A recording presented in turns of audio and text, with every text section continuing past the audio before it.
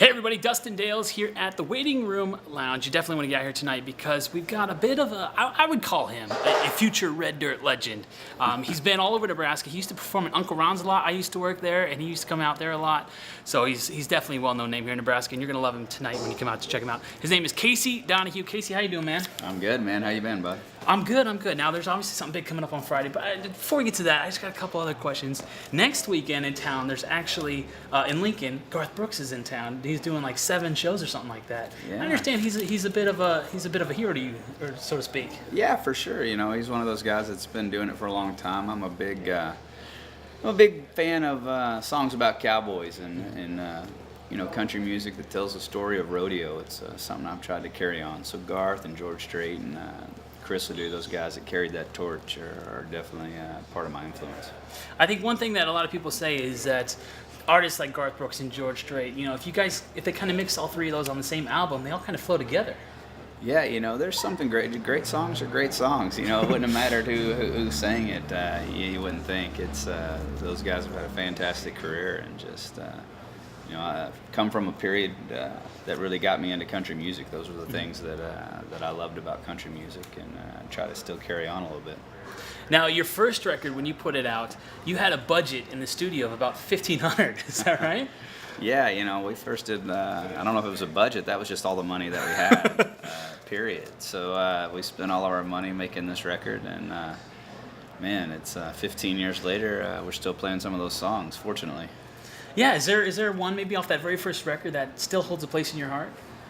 Stockyards is kind of the first song that really put us out there. It's the first song that ever got played on a radio station, and it's one of those songs that's still a crowd favorite. Yeah, and let's talk about that new album that you got coming out. It comes out this Friday, October 6th.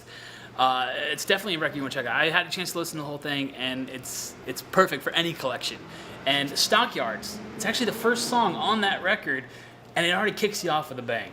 Yeah, it's this is kind of a retrospect. We kind of took a look back at the early years of this band, and some of those records where we didn't have much money. We wanted to go back and not only put out something to say thank you to the fans, we wanted to go back and pay tribute to those songs. I mean, songs that have lasted a decade and a half, which is in the music business is a while. We're some of the old guys now, so we wanted to pay tribute to those songs and give them their due credit. Yeah, you call this record a gift to the fans. What do you mean by that? We wanted to make it as cheap as possible. I mean, as cheap as we could do it. So it's $5.99 for 15 songs on iTunes. If you order it off our website, I think it's the same price, and the copies you'll get off the website and at shows will include about a 50-minute documentary that we put together, interviews and old footage and stuff from the band. Interesting. See, I didn't know about the documentary, so I'm learning something new here. What all are we going to see on this documentary? It's just tales from the road and stories of where we were and how we got here, and the interactions we've had over 15 years. I'm sure that 15 years, you build up a lot of memories. You build up a lot of memories, just like I'm sure that person calling you right now has got some memories with you. But 15 years on the road, I mean, is there some iconic moments in your life that you would consider great moments in your career? I got to meet Garth once. We played Red Rocks in Colorado 3 times. We sold out Billy Bob's several times. We've had a great run. I always look back and the wild ride. I always look back and think if this was to end, we could look back and go, man, we accomplished a lot, because we never dreamed we'd get to play music for a living, and in 15 years of making music is definitely something special.